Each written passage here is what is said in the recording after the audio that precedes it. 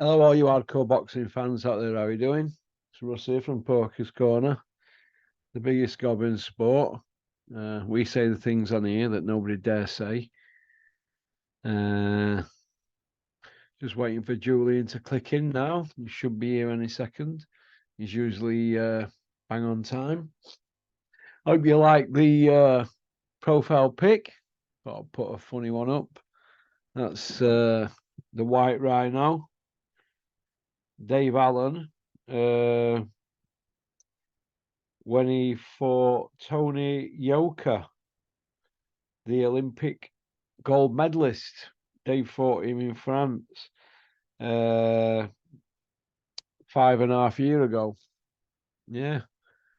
5 year, 4 months ago. And as you can see, Dave wasn't taking it serious 5.5 years ago. So if he weren't going to take it serious 5.5 years ago, he's not going to take it serious now, is he? Pop, pop, bang. Good evening, Julian. How are you doing?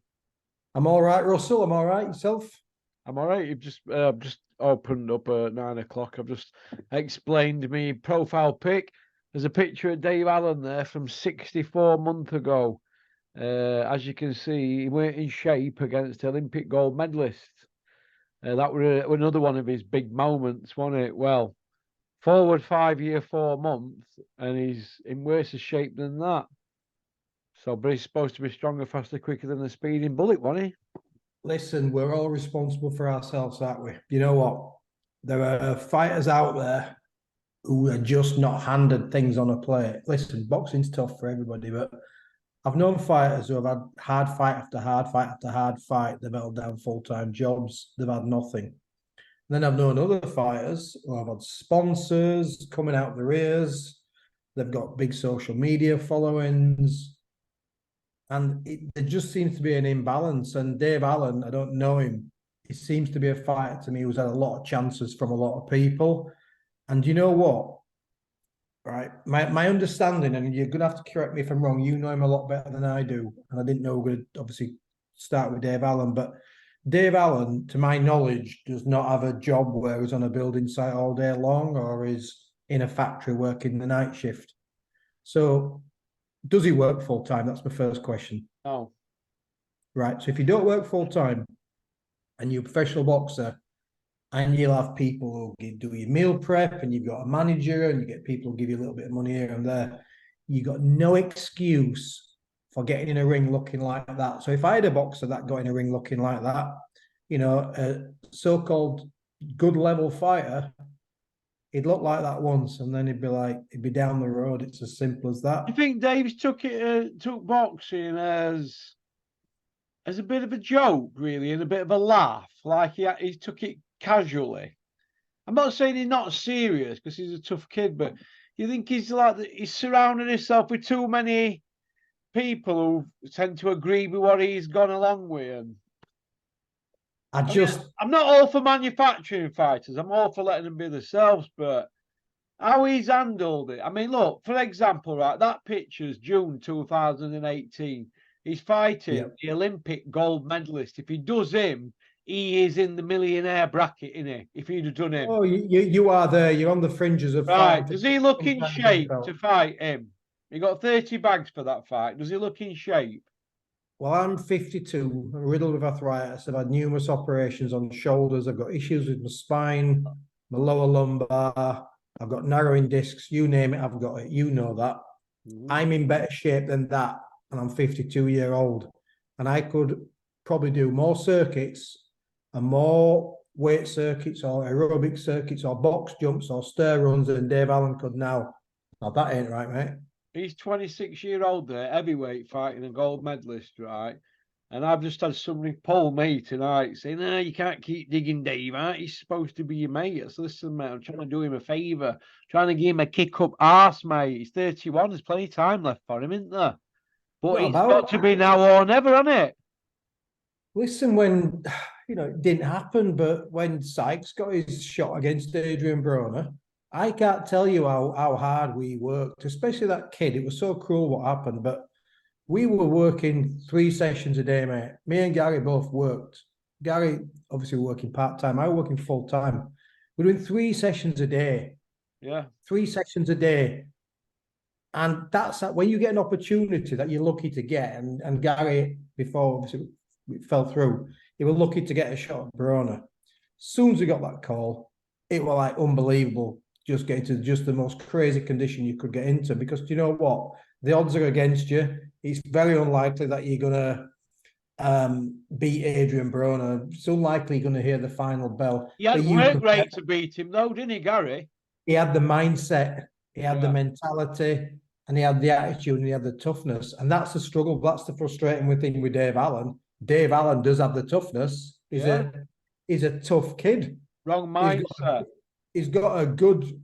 He's not somebody who starts to cry when he gets hit on the chin. No, But when he's out of shape, and we saw against Fraser and Clark, that's half at battle, isn't he? He's not bothered about being hit, is it? it's.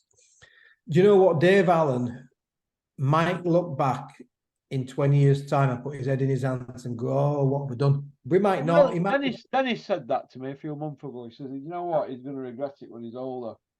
He'll regret all them years wasted." Oh, he'll be crying in his beer in a pub, telling someone that I once knocked out Sam Webb on a Matchroom show in whatever year it was. He'll be crying in his beer, mate. This is what happens, and it's look at him. There you go. Frustrating, isn't it? He's going to end up like other people I've known, over ex-boxers, are sat in pub, staring at the bottom of a glass, waiting for you to buy him a pint.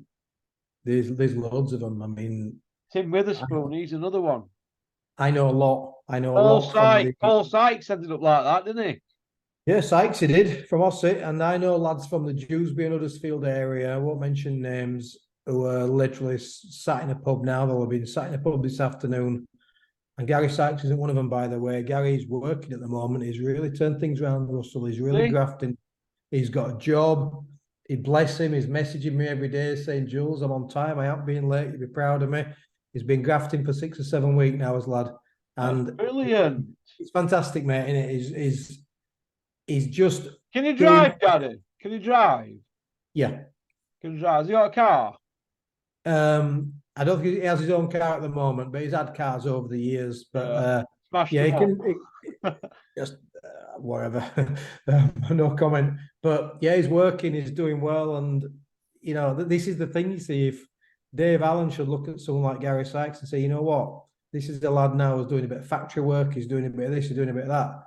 And Dave's a heavyweight. Dave's was fortunate that he was born and he grew into a heavyweight. And that's where there's some crazy money right now. You can knuckle down for 2 years. I can't believe he's done what he's done with all this money around for heavyweights.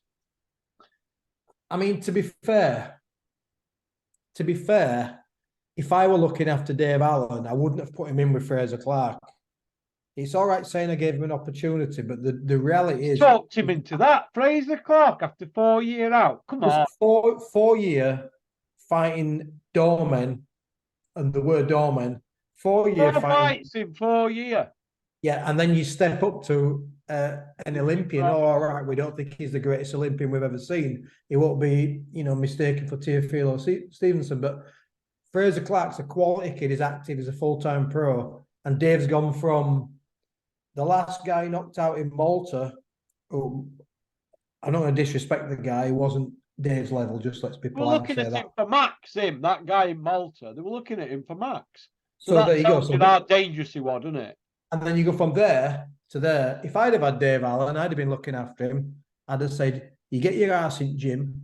Don't ask how much you're getting paid. You're having a 6-rounder, an 8-rounder, and a 10-rounder at area level. And you're gonna be out every 6 to 8 weeks, and you're gonna be fighting, mate. And it's as simple as that. And if you get beat along the way, you get beat.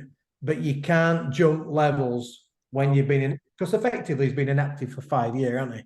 Oh yeah, basically. What's he? 5 rounds in 4 years. Yeah, there weren't fights, were there? There were just spars. There were just Dave Allen to get your KO percentage up. That's all they are. He could have saved everybody the job. He could have actually beaten. I don't mean to be disrespectful to the guys he beat. He could have done them all in the same night, like George Foreman did one night. He could have bowled all them over inside 15 minutes if he wanted to. Easy. So he's quite tired. He was embarrassed. He was like, "Dennis, you've got to be kidding me." So this is what I'm saying, mate. So how do you go from that to that? And it's not development. And that might be Dennis, to be fair to Dennis, might say, do you know what? He's not even in the gym and he's not really motivated by this fight. So I'm just going to get him and he can take it or leave it. Dennis might be at the end of his tether with him. We don't know, or certainly I don't know. But what I do know is if a guy's serious, you put him on a rehabilitation path and you incrementally increase the level of his opposition and you increase the amount of rounds he's doing and you keep him in the gym. You give him the weekend off and then you get him back in the gym. And that's what you do, and that's how you're developing. And then when he does get a shot against a Fraser Clark, Dave Allen with an 8-round and a 10-rounder under his belt, 2 or 3 fights within a 12-month period, fit, Dave Allen might have beat Fraser Clark because he looked beatable that night, didn't he?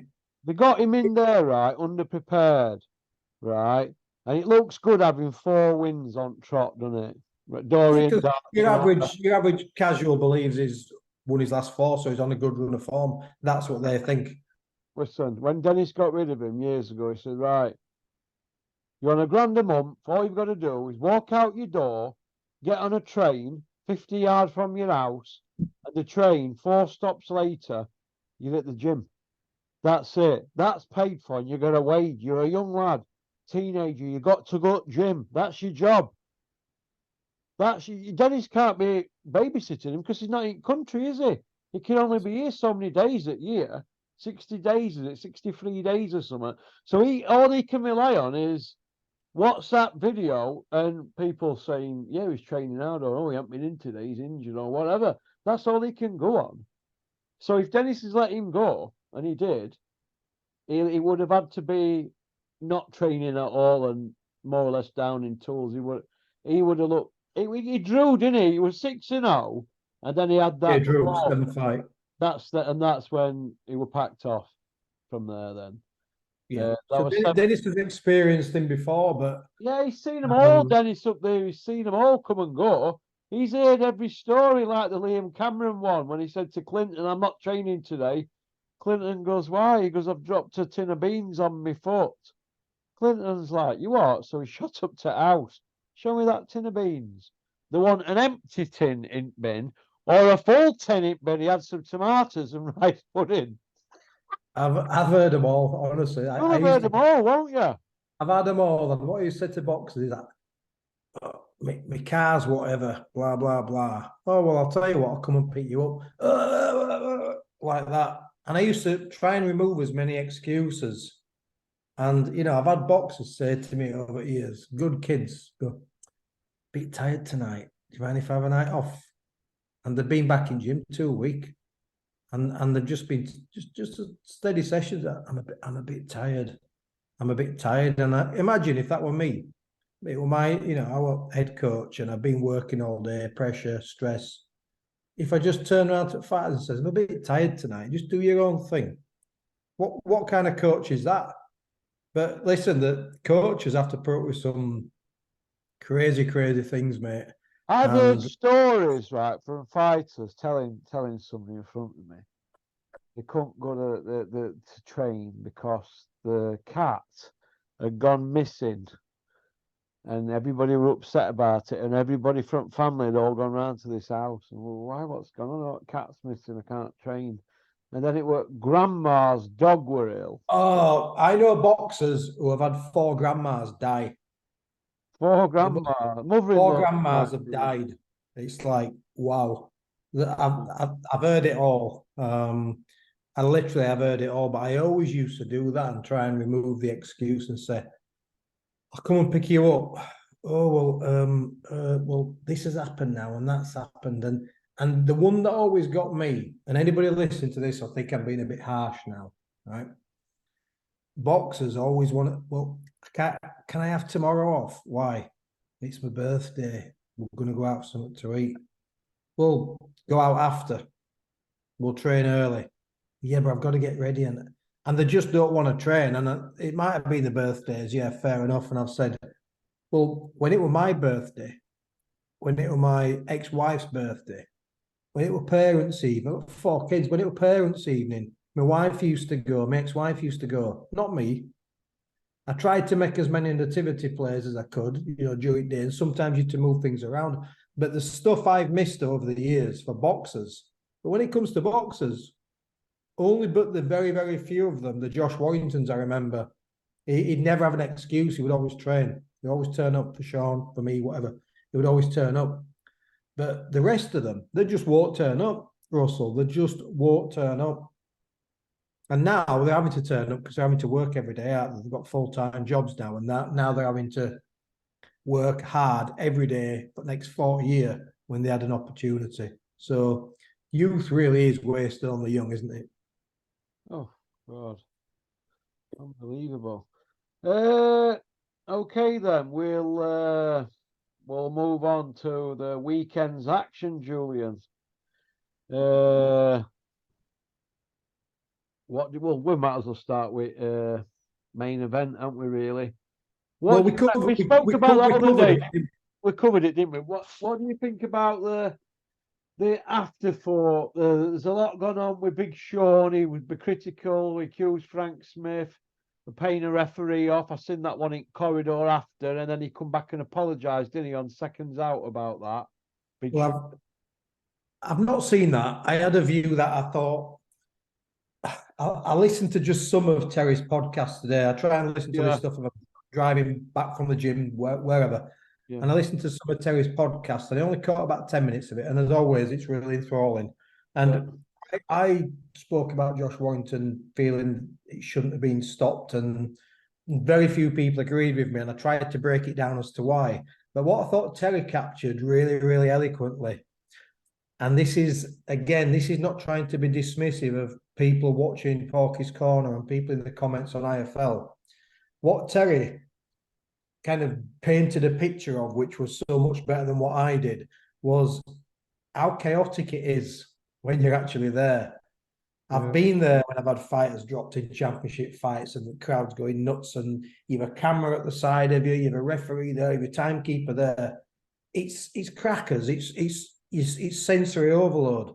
So for a fighter like Josh Warrington, who's just been dropped hard by a brutal hard combination, it's sensory overload. And I think that's what Terry Chappindano was saying today in his podcast, was it could also be that the referee, Michael Alexander, was confused. He's not ever going to come out and say that, is he?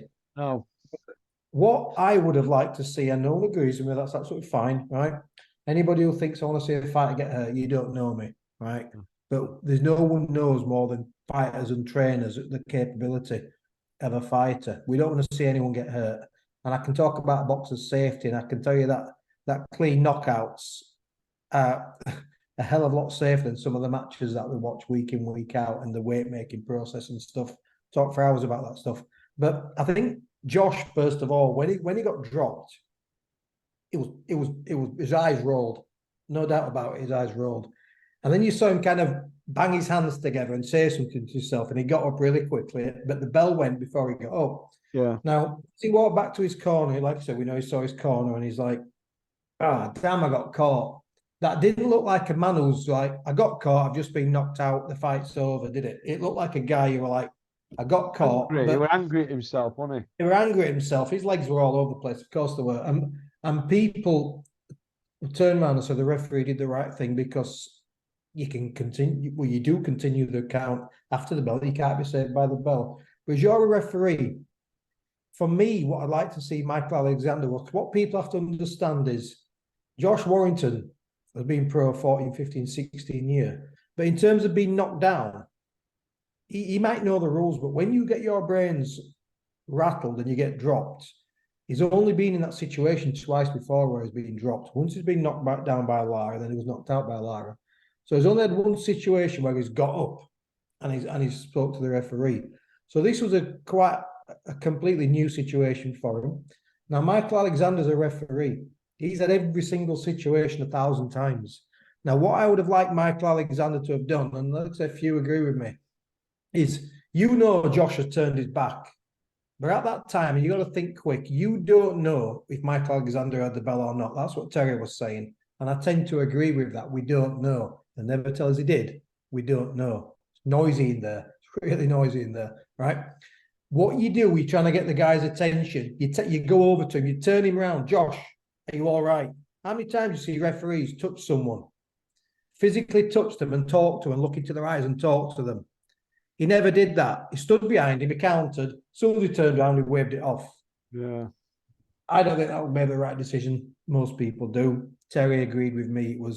It's chaotic. You sensory overload. I thought all them people in ring with stool and all crowding around, I thought it put pressure on them. It looked like they'd accepted that he'd stopped it before he'd stopped it. You see what I'm saying? I got a different perspective. I thought that Sean and the guys, especially Sean, were stood waiting for the count to get the stool in. But you're right, they shouldn't all be stood on that ring apron, should No, they? they shouldn't all, because it looked like Only they were. one. Hey, well, what? There should only be Sean at some point who gets on the ring apron, not the rest of the team. So it was, and that's what I'm saying. It was chaotic, wasn't it? It looked It's like it would end at fight before we'd announced it, didn't it? yeah, exactly. And I think I'm not saying Michael Alexander got it totally wrong. I'm saying I would have reacted different. Well, I would like to think. I think he was going to let it go on, but he bottled it, me. That's what I think, yeah, because it's a big thing to do, and that's what Terry was talking through. He says you sit him down, you get the ice on him, you get the legs moving, you talk to him, and if he's done, he's done. You send him out. Maybe they should have given him that minute, shouldn't he? I think you should have given him the minute. But what I disagree with is, I said this to you earlier, Russell, and I always give me a little bit of a platform, but there's massive hypocrisy around boxing. Now, anybody who sees the weight making process, and Josh didn't make the weight easy, by the way, but Lee Wood even said on Wednesday when they spoke to Lee Wood, how are you doing at was it the public workout, wherever it was? Yeah. He made a joke. He goes, I'm all right, but I'm hungry. He's clearly not eating by the Wednesday. He got circles under his eyes. Oh, Lee Wood. Lee Wood, he got circles under his eyes. And then by the time he got to Friday, the black circles were horrendous. The reason I'm saying this is He would have a 10 stone with a week to go, though, wouldn't he? Lee Wood was in more danger than Josh Warrington in that fight. Now, anybody who says that's a load of rubbish hasn't been really close to professional fighters. If Lee Wood's making that weight safely, why is Eddie Hearn saying we're going to move him up to 9 stone 4? They've boiled him down. They've boiled him down once again, Russell, to make that. What they did with Jamie McDonnell, he nearly died in Japan. They've boiled him down because they won a world title fight, and it makes that Japan money. Jamie McDonnell nearly died, mate. Honestly, Jamie McDonnell close to death. I heard about that. So why am I saying this? Why is Julian on about Lee Wood's weight? Because people say, and I've heard this, and I've heard a couple of people who are in the sports say, you have to stop a fight. If Josh Warrington had carried on in the 8th round, he could have got killed. It's just nonsense when people say that. It's an overreaction. Anybody who doesn't believe me, boxing's full of hypocrisy. We see fight after fight after fight on these major cards where you've got fighters who are little Latvian guys coming over. They've had no notice, 2-3 days notice. They come over, they get weighed in with the sunken chest and the little shoulders, and they're fighting elite kids who are GB kids or top kids who are unbeaten. That's what you call dangerous. Some of the level of the opposition that Johnny Fisher's been... Like that Ben Whittaker's opponents. Yeah, those are dangerous, mate. When the fighter's badly outmatched, that's when it's dangerous. When a fighter is boiled down to the absolute ounce and he's killed himself and he's got dark circles under his eyes to make a fight, that's what's dangerous. And there's this wonderful hypocrisy about boxing. Whenever a fighter gets hurt and his legs wobble and you say, I think it could have gone on, you get lynched by people saying he could have got killed, he could have got killed, he could have got killed. Well, all right, we don't want any fighter getting hurt. Clearly not. They've both got families and children and wives and stuff and homes to go home to. But how many fighters who make the weight safely, having been stopped, who are known, who are miles in front in a fight, really get hurt?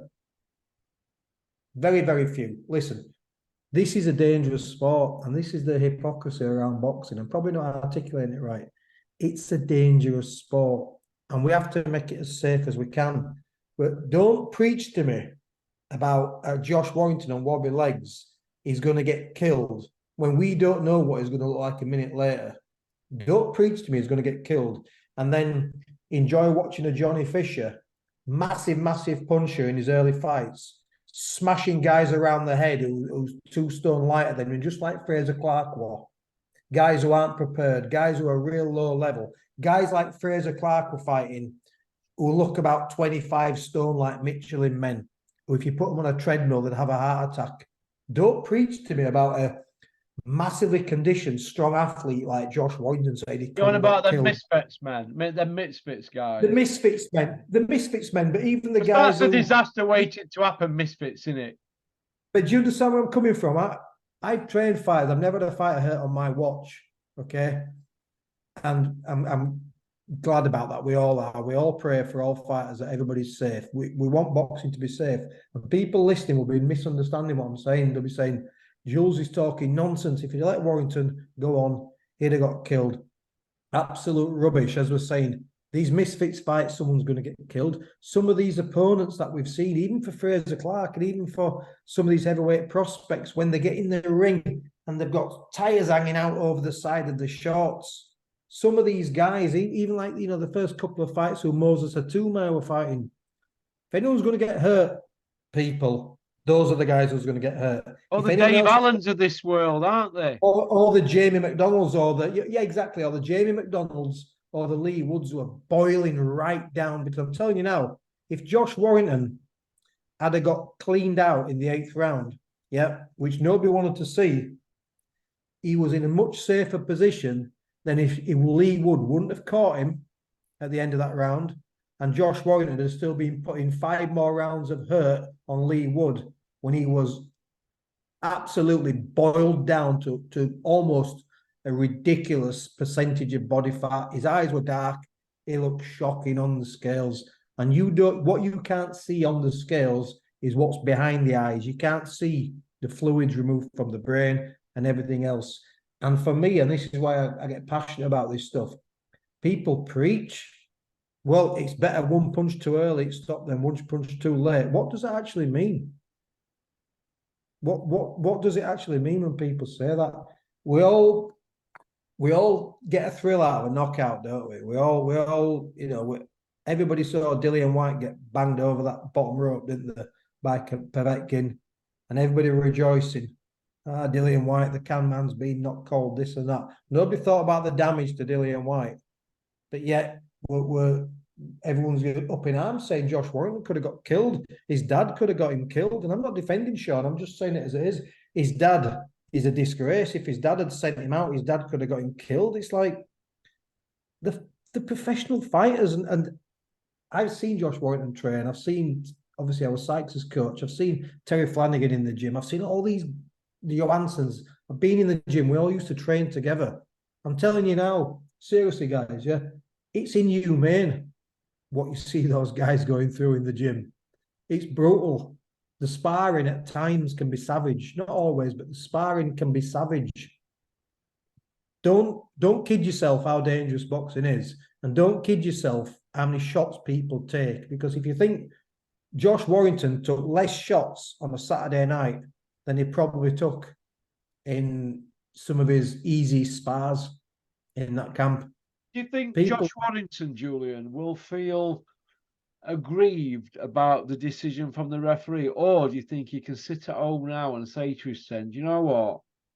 We've had a good run with refs, with headbutts and elbows, because he is a dirty little fighter and he's a tough little kid, isn't he?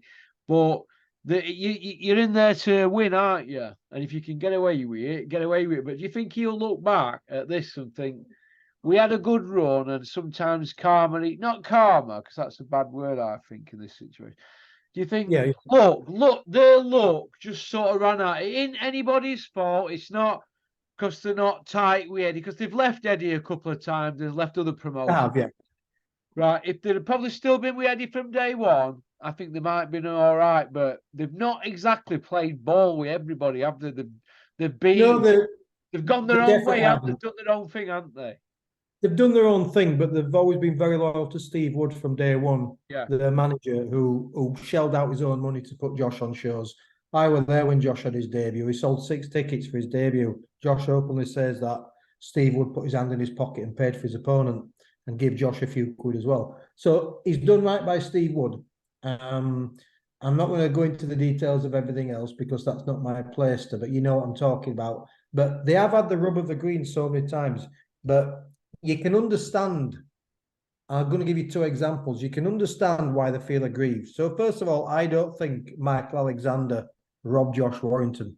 No. I don't think it was a disgraceful decision. What I said to you yesterday, and I repeat the same thing tonight, I would have given the benefit of the doubt. I would have turned him around. I would have said, "Oi, there's a count going on. Are you aware of that?" I'd have looked into his eyes and then I'd have made a decision and probably said, "All right, we'll see what he's like at the start of the 8th." But that's me. But I'm not saying it was a bad decision. I haven't said it was a bad decision. I'm not saying it stinks. I'm not saying it's corrupt. But what I will say is two parts about that fight. First of all, Howard Foster gave the first 2 rounds to Lee Wood. What, now you you can see, weekend? yeah, It was Michael Alexander. Oh, you mean Judge? Michael. yeah, the judge. And Howard Foster a judge? Howard Foster was a judge, and Howard Foster gave the first 2 rounds. Yeah. Let me check my screenshot. I took a screenshot of it, right? And Yeah, what he was the judge in Terry Harper one though, where it was Bob Williams, wasn't it? So there you go. So Lee Wood, and there's a reason I'm saying this, right? I don't know if you can see that or not, right? Yeah. So yeah. So first of all, Howard Foster gave the first 2 rounds. That's academic. The fight got stopped. It's fine. It don't matter who was winning, I guess. But what I'm saying is, he gave the first 2 rounds to Lee Wood. Now, what's going on there? First of all, what's going on there? Because there was no way Lee Wood won those first 2 rounds. Howard's Eddie's man, innit? Howard Foster's Eddie's man, innit? So first of all, that's not right, is it? No. And then second of all, you tell me why Josh Warrington got a point taken off him in that 7th round. Holding on it. I don't. Well, did he get plenty of warnings? Did he get? He didn't get no warnings for it, did he? He just took a point off, didn't he? Took a point off, putting his hand there. It's like, so that ain't right. So Josh Warrington in his mind probably feels aggrieved because he said he can feel aggrieved. He says he took a point off me. They won't B-side, won't they? Warrington's, won't they? You could yes, but you see what I'm coming from. All fight week, couldn't you? Do a B-side. So you've taken a point off me, right? I don't know why. You're taking a point off me. You haven't really given me enough warnings. You're just taking it, not from like a flagrant foul. When you see sometimes someone's nut someone, they'll take a point off. This is like a nothingness. Josh Warrington then in his head, and he said it himself, I then knew I had to pull something back to at least win that round to get a share of the round. And he probably engaged a bit more than he perhaps would have done, because if you watch the early rounds with Josh, what Josh does really, really well is he raids. He sits back. He did it with Frampton, and then he lets a 2-fisted attack go. And then he sits back and sits back. And as Josh gets older, he's getting a little bit cleverer about killing the clock. So I'm Josh Warrington, right? He doesn't know how Foster gave him the first 2 rounds, but I've had a point taken off. And then all of a sudden, I've probably taken a risk what I wouldn't have taken. Great combination by Lee Wood, by the way. And he's taken a risk, and then he's got caught. I think he's got a right to be aggrieved. Do you think the point took off with the carrot for him to go chasing the fight even more? That's what I'm saying, and Josh has said exactly that. He had 6 full rounds after that point we took off, didn't he? But this is exactly, but you know, as against what do we always hear all the time? You got to really put it on a champion. You got to really put it on a champion to get a decision. On a matchroom show as well. On a matchroom show, and Eddie won't ever say this, but I think we know who were the house favourite last night, don't we, on Saturday night, in terms of who fitted into Matchroom's plans. You've said before that the Warringtons messed Eddie about, didn't they? He doesn't like people leaving him. I'm going to tell you something now, right? And this is gospel, and I don't give a shit if Eddie hears this or Frank Smith. When Eddie Hearn rings you up, right, and he makes an offer to you, if you manage yourself, he will ring you personally because you're the fighter.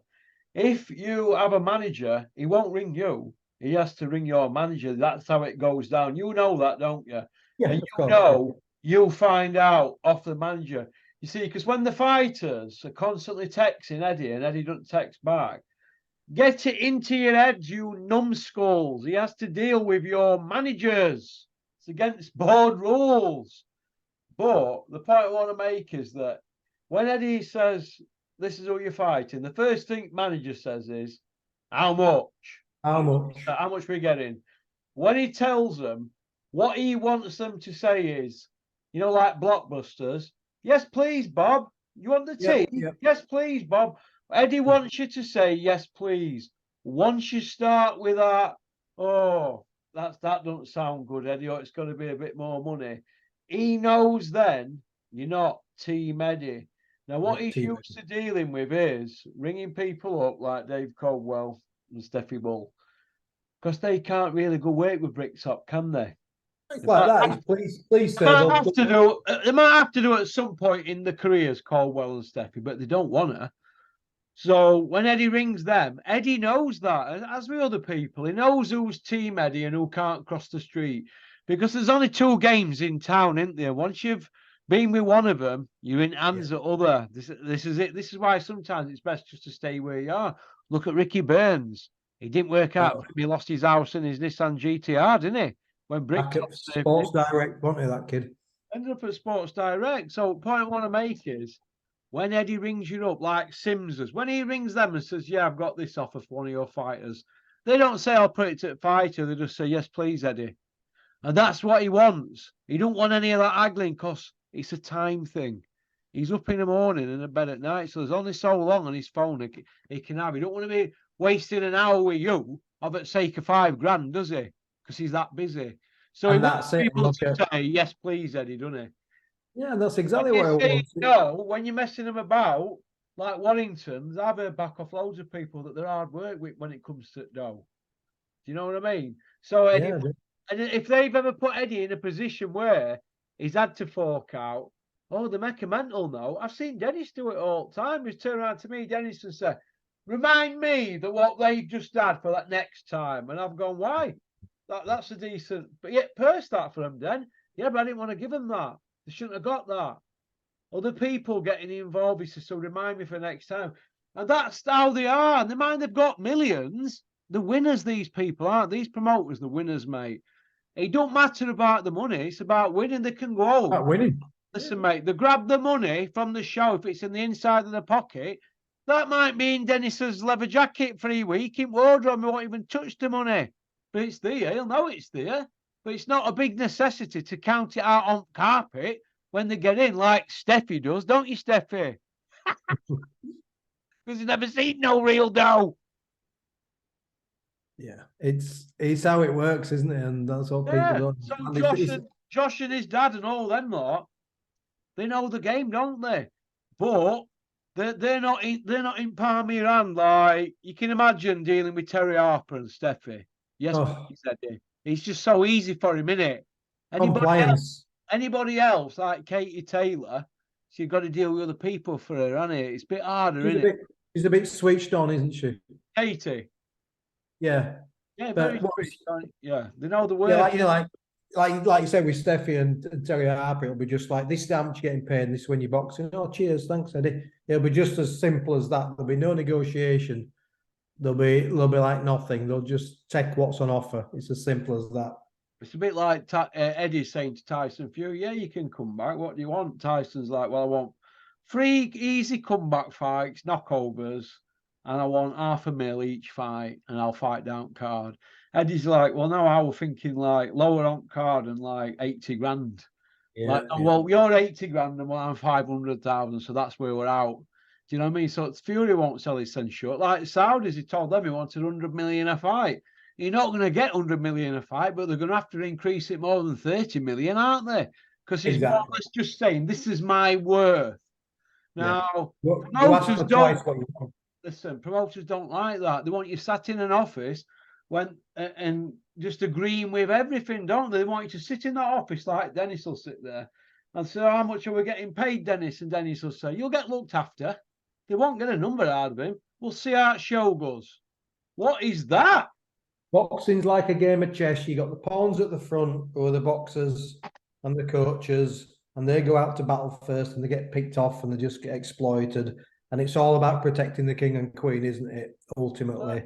And you got your bigger players on the outside. And as you get up the ladder, you go from a manager to an agent, to a promoter, to a this, to a that, to an investor.